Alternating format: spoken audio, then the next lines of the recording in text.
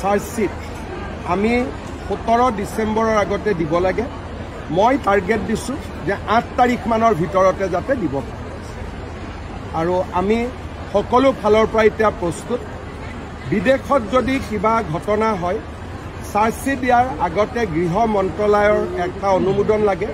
কালি মই গৃহমন্ত্ৰী অমিত শ্বাহ ডাঙৰীয়াকো সাক্ষাৎ কৰি আহিছোঁ যাতে আমি অনুমোদনটো সোনকালে পাব পাৰোঁ। গতিকে মই ভাবোঁ যে অহা 3-4 দিনৰ ভিতৰতে SITয়ে MHAলৈকে লিখিব, মিনিষ্ট্ৰী অফ হোম এফেয়াৰ্ছলৈকে অনুমোদন আমি পাই যাম আৰু লগে লগে আমি লাষ্ট ডেট 8-9-7 আমি চাৰ্জশ্বিট দি দিম। অশোক সিংহালৰ মাটি আছেনে মই নাজানো, কিন্তু সমাধিত আমি 10 বিঘা মাটি দিছোঁ। ভূপেন হাজৰিকাকো তেনেকৈ দিছিলোঁ আৰু আমি দুইটাৰ ক্ষেত্ৰত এটা সামঞ্জস্য ৰাখিছোঁ যে ডক্টৰ ভূপেন হাজৰিকা হওক, জুবিন গাৰ্গ হওক সম পৰ্যায়ত যাতে আমি মাটি দিব পাৰোঁ আৰু সিমানে মাটি আমি দিছোঁ।